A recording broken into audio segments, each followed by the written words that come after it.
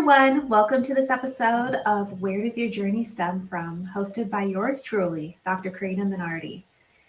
Today, we have a wonderful researcher joining us from the University of Vermont, Bryn Loftness. Let's welcome to the stage, Bryn.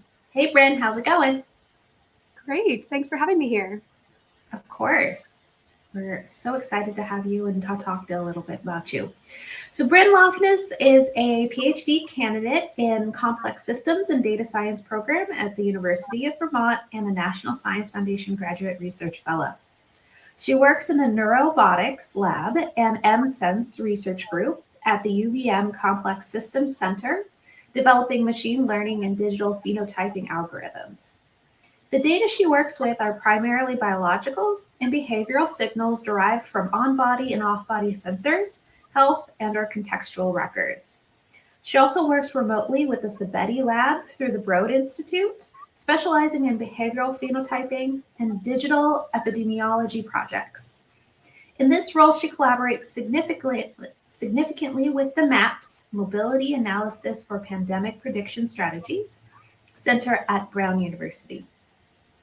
Bryn engages in a wide variety of research across her collaborations with an overall vision for developing novel computational methods supporting the betterment of community, physical, and mental health across populations. Bryn most prominently contributes to evolving cutting-edge research broadening the availability, objectivity, and precision of early childhood mental health screening across pre-adolescent populations. She is passionate about addressing the gap in current pediatric and family care by engineering toolkits for behavior and physiology-based disorder identification and envisions the application of these new technologies within the space to revolutionize the modern mental health systems. That's so powerful. Starting when children have the highest chance of long-term success following identification. So Bryn, again, welcome. Your research is just tantamount and so needed, frankly. But let's actually rewind a little bit, and I want you to give us a little bit of an introduction to you, yourself, your background. Tell us a little bit more about Bryn and what drives you. Yeah. Well, first and foremost, thanks again for inviting me here today. I'm really excited to be here. And just a little bit more about me. I know that was a really wonderful introduction. Thank you for that. But a few things that I always like to share is I'm also a human. I love to play soccer and to create art and to spend time with friends. I think that's really important, especially for balancing all of those academic stresses and those research endeavors of mine. So I always like to add a little bit of my actual human side into the mix of that. I love that. And I think all too many times the humanity of science is detracted. And many people I know get into their field with respect to a personal story or sort of how they got directionality to it. I know I did. And so I guess my first question to you is, what drove you into STEM? Yeah, that's a great question and very fitting for this podcast. Where does it stem from? And really my journey with computers and with engineering started when I was really young. Ever since I can remember being able to climb up on that chair and sit on the computer, I was doing so. I remember playing games and dinking around with even Microsoft Word and Publisher, writing stories or organizing things and leveraging the utility of these different machines to improve efficiency, to improve just everyday life. I was always so intrigued by that. And that passion and that excitement really brought me into high school and into college, where I was considering, what's my degree? Where do I want to fit into this space? And what will fill my cup for the rest of my life, ideally? And that took a lot of contemplation and thinking about different things and talking to different individuals within the field, doing internships within industry, but also doing internships within academia. And through that, identifying that I really enjoy being involved with health and the betterment of health and using computers and computational techniques to identify the intricate ways the human body responds to stressful situations, or how we might be able to find unique signatures of stress or mental health concerns or conditions before someone can even speak to those abstract emotions, and being able to identify those signatures and identify ways that we can better human health without necessarily even involving humans telling us what's wrong or telling us what's going on, really intrigued me, because it meant new ways to optimize what we do, how we live, how we communicate with others, and how we can live long, happy lives. So that's just a brief way of how I found computers and how it led me into specifically health and mental health and physical health. That's really cool, because I think, I know actually, we had a guest on a couple of episodes ago, and her parents bought her a microscope for Christmas, and that was her introduction. So I think having that sort of hands-on engagement is apropos. So you mentioned two things, which I want to kind of delve in a little bit deeper. So you mentioned people and internships. So let's start with people. Usually there is a person or a couple of folks that have some significant impact on you. And so I wonder if you could comment or maybe elucidate a little bit about those people. Yeah, I love that question. I think thinking about who are those big influencers in your life that help you not do exactly what they're doing, but find your niche is so special. It's such a fantastic bond. And I definitely have a whole tree, a whole academic tree and industry tree of those individuals that were mentors and teachers and friends that led me to where I am. And they started early on. And so the first ones I can think of are back in high school. I went to an engineering magnet program, which was at a local high school right in town, but really focused on engineering education early on and curriculum that surrounded what it might be to be an engineer, so that we could have that early exposure. And I had a wonderful teacher, John Bayer, who was just fabulous in making sure that we found what was interesting to us. I remember there was a certain section on civil engineering, and I hated learning about trusses and all of those angles, and I just didn't think spatially in that way. And he always was like, met me halfway. Said, that's okay. That's not your specific niche, but we can find your niche. You can continue exploring it. So I think having people that will recognize that certain areas aren't going to be your forte and continuing to encourage you and saying, this domain is a lot broader than that specific area you don't like. And I had mentors like that throughout my career. In college, I had really awesome mentors, Dr. Michelle Mellenthin and Carl Castleton, who were both really, really wonderful mentors, in that they helped me get hands-on. They made sure I had funding to get access to wearable sensors that I could begin tinkering with, even before there was a curriculum that supported a lot of wearable sensor development at my university, and making sure that I could facilitate any sort of research or creativity that I really wanted to use was so empowering for me. And then I could continue talking about and name dropping all of those special people in my life. And I want to definitely recognize that there are so much more than those three that I mentioned that were influential to my path. But I want to make sure I'm hitting the second part of your question too, of what are those hands-on opportunities that I had within industry and within academia that were really special. And so starting back in high school, when I was at that magnet program for engineering, I knew that I liked health, and I knew that I wanted to be in this space to influence quality of life. But I also knew I loved math. I loved computers, and I loved not necessarily seeing blood every day, which is one aspect of the health field that I knew was not my forte. And so in high school, I had the awesome opportunity that through Genesis Works, a program that's in a variety of cities across the United States, I could do a year-long corporate internship at Target headquarters within their data center. And there I identified a lot of really awesome individuals that helped me understand what it's like to work within the corporate sphere, what it's like to work in industry as compared to academia.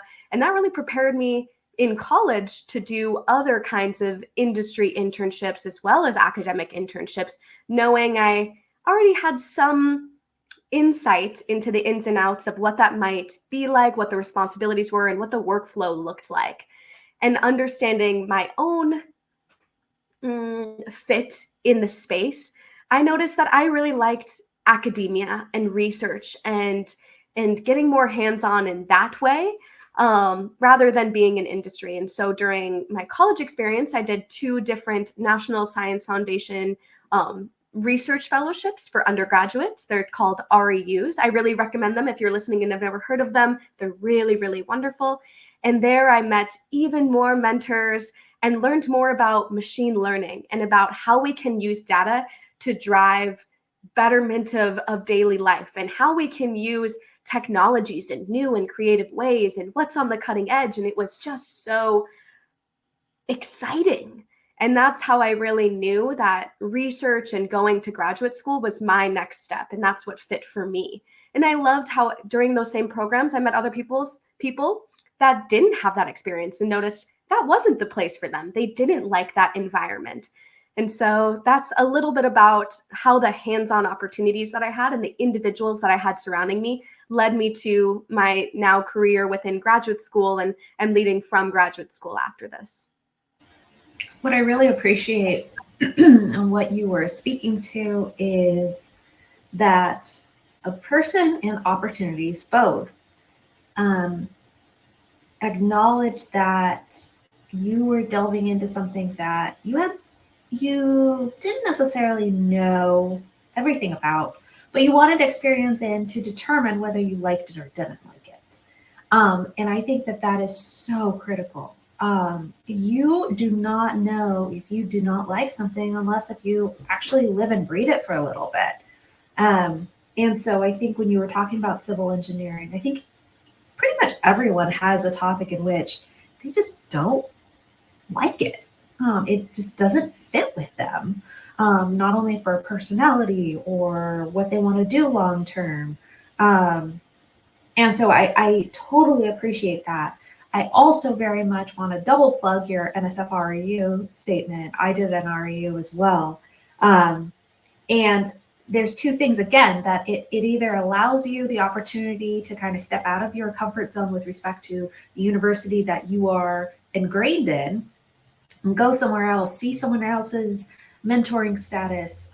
Also, it allows you the opportunity to expand your horizons on, okay, can I go and do this sort of research? Do I like it? Do I not like it? Or it allows you the opportunity to go and really do a deep dive on some research that you really want to focus on, and then see, okay, could I actually see myself doing a graduate program in this? So double plug there. And then I love your discussion around corporate. I think it's not a fit for everyone, but also the fact that I think all too many times people who emphasize or people who have a major in STEM don't necessarily have that experience of, how do I actually translate this sort of knowledge base into corporate America? And there is a, for lack of a better word, a je ne sais quoi about it. So talk to me a little bit about your transition then from undergrad to grad. How did you select your lab? How did that, how, the big how? Yeah, that's such a fabulous question. And I actually love answering this question because I think it was such a beautiful time in my life. I had a wonderful undergraduate experience, even though that is when the COVID-19 pandemic hit and it really interrupted the academic flow and what it meant to be a college student during that time. However, I still was able to leverage a lot of the opportunities and connections that I made during my undergraduate to explore what is the next fit, and knowing that I really want to continue my research, where do I start? And so the first thing I did after graduation was actually do a little bit of a gap program. So I moved to Norway for about 7 months to do some outdoor sports, to think about what I love, to think about my research. And I continued working remotely during that time, continuing what I was interested in continuing my work from my previous REU, really continuing to hone my computational skills while applying to a wide variety of graduate programs. I actually ended up applying to 11 different PhD programs across the United States and abroad, and really found that there's so many that could have fit my interests. I felt there were so many that could have filled my cup and would have allowed me to do the research that I wanted to do. And it was just selecting the best one, the one that would progress me towards my end goals and that also fit my personality. I think that's one of the biggest things to consider when I was considering which graduate school was going to be the best program and which lab was going to be the best program was, who am I going to be working with?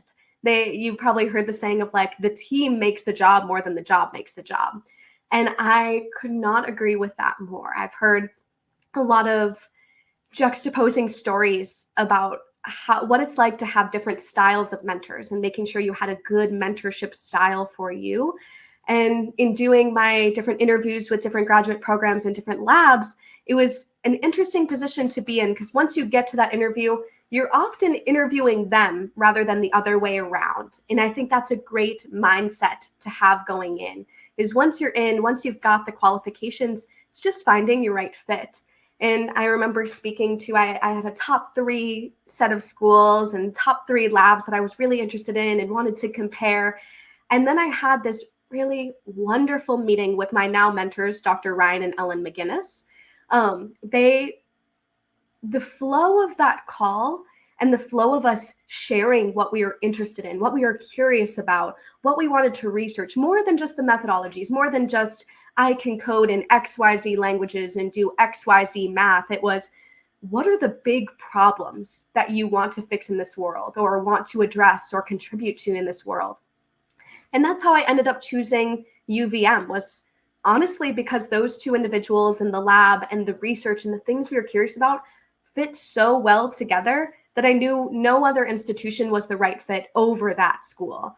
And I had actually never even been to Vermont. I knew of Vermont as this small state in the US East, and I had lived in a few different spots in the US at that point. I was comfortable with moving, but I said, okay, it's time to take this leap. It's time to go there, share our curiosities, and see what we develop together in this lab of like-minded individuals that have similar skill set, but also are good people. And I think that's what brought me into graduate school, how I found UVM. And obviously there's been many years now of fun research that we've shared together and really positive outcomes within the domain, but also in my own life, I've had fun. I've had a lot of fun. So that's just a brief story of how I found UVM and how I found my place within the Neurobotics lab and the MSense research group. What I love about what you just said in particular was I took the complete opposite approach in all honesty. So I took a gap year between undergrad and grad. And the reason I did that was I did not do any research. I didn't think about research. I didn't think about publishing, nothing. And what I learned probably 2-3 months into that gap was that I missed it. And at that point I said, oh, okay, I guess I got to go back. So I think gap years or 2, I think having other experiences that direct you back to what you truly want to do are very powerful and should be pursued, in all honesty. So I appreciate that. And I totally love, I have heard horror stories. I myself have a quasi horror story, I guess, about finding the perfect fit. Not only culture, but also research, not only mentoring, but also the lab. Who are your colleagues? If you're in a team that you just don't mesh well with, it's no matter how great your research is going to be, it's still going to be a daily slog. I hate to say it, but what are your career aspirations?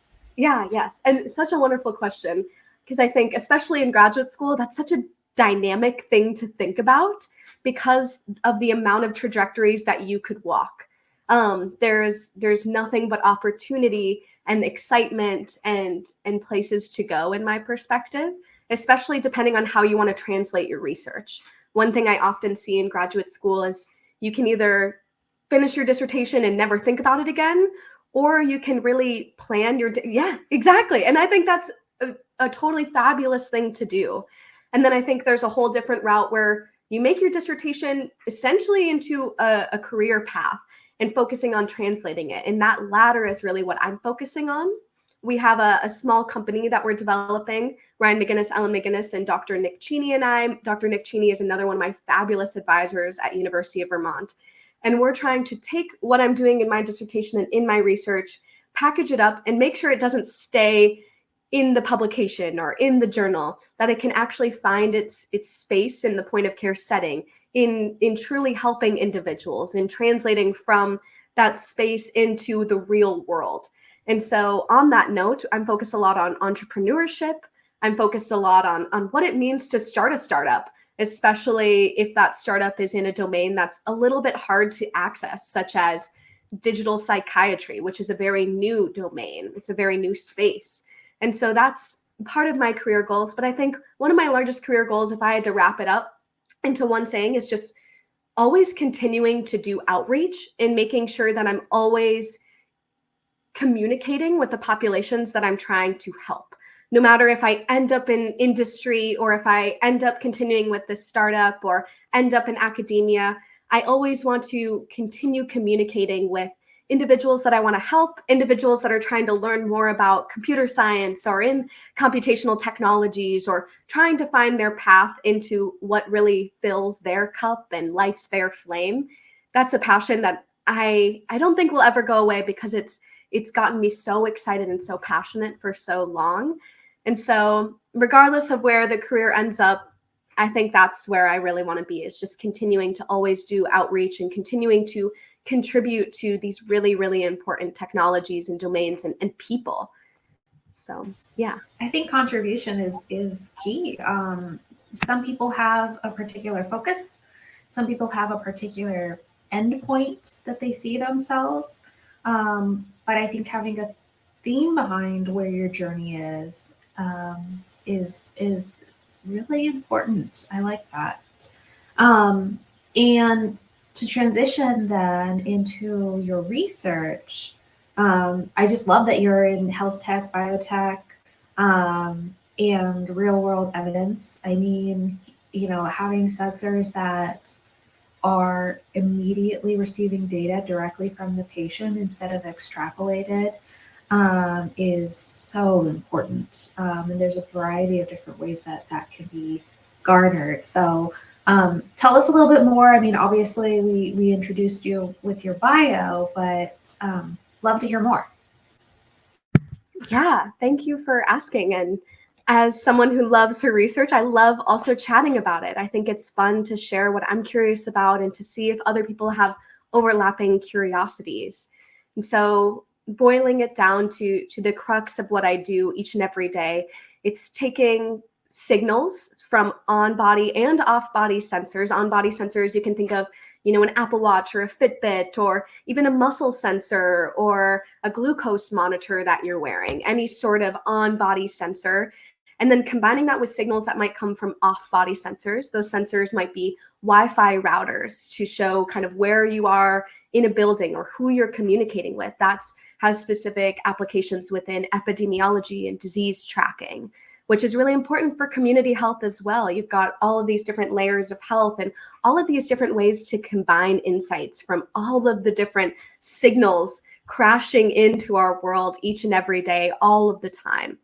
And so taking in those on-body sensor signals, off-body sensor signals, combining them to understand how are they changing in time together, or how are they different, or how are certain individuals acting or physiologically behaving, or just behaving in general with their movement or how they're interacting with each other, kind of clustered based on their background or based on if they have a specific condition or if they are exhibiting any sort of specific symptomology. Is there obvious clusters within individuals, or is there enough signal that you can take away all that noise from all of those sensors and find some signal amongst the noise from those signals to create some sort of predictive algorithm that's helping us identify risk or identify the specific condition or underlying patterns within those signals, and using those insights to actually translate change. And so specifically, one aspect of my research, my main dissertation research at UVM, is looking at using on-body sensors for kiddos between the ages of 4 and 8 years old, and leveraging the signals from those on-body sensors while they go through a set of structured behavioral tasks. What that means is we have them perform things that might happen in daily life, such as giving a speech or walking into a dark room or even playing with bubbles. And then we look at how they respond based on these very structured, administered behavioral tasks and see if there's any trends in how they're responding to potential threat situations or potentially stressful situations or potentially a really fun situation like playing with bubbles and laying on your back and poking them and popping them. And are there trends among those individuals and kiddos that relate to their underlying psychopathology? And so we have them go through the gold standard diagnosing procedure. And that procedure often takes about 10 to 12 months on a wait list to get access to. Fortunately, within our research program, we have a clinical psychiatrist on our team. And so we're able to go through that gold standard and start to create models that only require 5 to 7 minutes of structured mood induction tasks that can predict with similar accuracy those gold standard diagnoses. And what we're really trying to do with that model, that information, is it's really hard to be on those wait lists, especially for a parent who's worried about their kiddo. And so if we can do additional screening on the front end in point of care to make sure we have some understanding of risk for specific diagnoses or specific symptomology, knowing that oftentimes they start to develop during those really early years prior to a child being able to speak to those abstract emotions, and contributing to that longitudinal view of childhood mental health leading into adulthood, knowing that unaddressed and unintervened mental health conditions can be very costly, it can be very concerning, and it can be detrimental to your long-term success and happiness and well-being, connecting with others and connecting with yourself. And so finding ways to create automated systems using non-invasive sensors that can happen right in the clinical care office, that's our goal. That's really what we're trying to translate. And it's to just to get better insights. It's to help those parents that already have way too much on their plates. And it's to help those kiddos that can't necessarily speak to when they may be struggling or if they feel different or out of place. And so that's one example and application of my specific technologies that I do, and the computational techniques of digital phenotyping, of finding those trends and identifying ways to predict them or cluster them so that we can give those insights to people that need them and can leverage them for the betterment of care. My next question was actually going to be why the ages of between 4 and 8, but you answered that, which was great, because I was thinking, okay, that's pre-adolescent, but it's, after toddler years, impressionable. So okay, that makes total sense. So I guess seeing that you are developing thinking around and establishing diagnoses followed by symptomology, there's the sensor data, but then there's also the data, as you were talking about clustering, there's social determinants of health. There is, which I guess could either be population dependent and or self-reported. And then there's also the real world data of actually looking at, what do these kids' charts look like? Where have they, what are their CBC levels? Can you comment a little bit about those two factors? Yeah. And I think it's really wonderful to bring up, especially when talking about where models like this have their place in the world. And I think considering we have all of these external data sources and we've got ways that parents currently report mental health concerns, and we aren't trying to replace those mechanisms. We're trying to build on and complement those mechanisms. So in identifying common symptoms or common behavior presentations that parents are seeing and combining that with our models of what we're seeing in behavior or physiological changes during these mood induction tasks, we can create more accurate models that rely on objective data and caregiver report data or teacher report data. And so those data streams definitely play a huge role in our research and how it can be translated for maximal information gain in real life settings, in point of care settings. Oh, I love that. And I didn't even think about education because I think at that age group in particular, mean, kids are with their teachers more often than they're with their parents, I think, statistically. And so if you think about sort of behavioral modifications or behavioral reporting, you have to have direct contact with the teacher because they know exactly what their students are doing. So what's your kind of current hypothesis? What's keeping you up at night, current research-wise?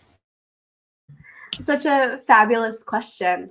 So what is keeping me up at night? I think just you can never code fast enough. You can never find all of the insights fast enough, especially when you're trying to think of, okay, if this system was in place, this is how many people we could help per year. This is how many people we could get some sort of baseline for, and this is how it could impact their lives. So I think what keeps me up at night isn't necessarily the hypotheses. We've got a lot of hypotheses. We've been doing this work.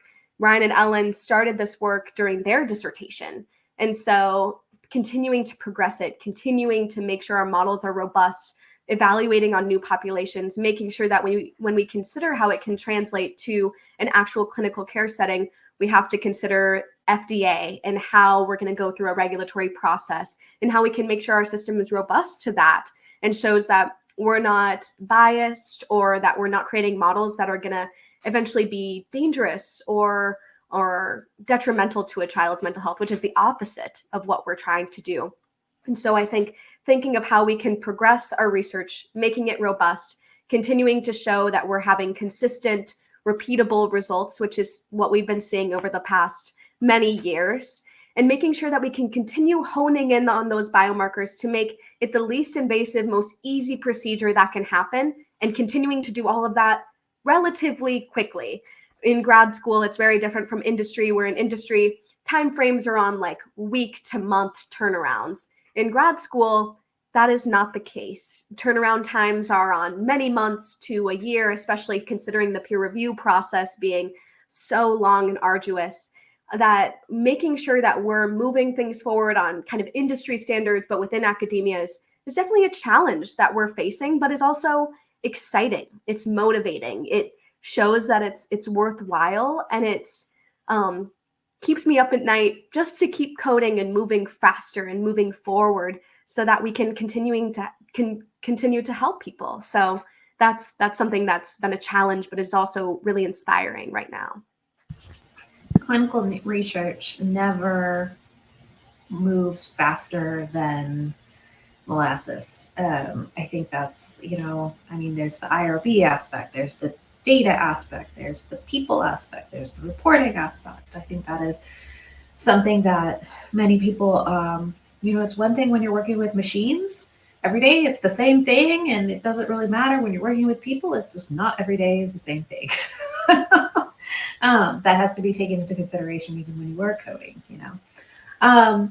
So we're wrapping up here, but I do always like to end with a question around, if you were to interact with yourself from 10 years ago, what would be some words of wisdom that you would impart to your past self that you kind of wish you knew then that you do now? I love that question. I actually think about that change in time and how we evolve as individuals quite often. How I think about myself 10 years ago, or even more than a decade ago, was as such an evolving young adult. And honestly adolescent who was just trying to find her place in the world and figure out her interests and stay stable, but on chart and on path. And now I see myself as someone who's really found what my trajectory is, where I want to go, what are the populations I want to address. And so I think back often to, if I could speak to young Bryn and say, just keep on doing it, which is what I did, which is really wonderful. But continuing that encouragement, and I think as young individuals that I mentee or mentor often, that are my mentees and that I mentor is what I should say, is I always try and tell them and inspire them to just keep on doing it. Keep trying things out. If it's like trusses and civil engineering and you don't like it, let's just switch over and do something else. Let's keep trying to find what fills your cup, and then just keep going with it and see where it evolves and see how it blossoms into something that makes you so happy and makes you so proud.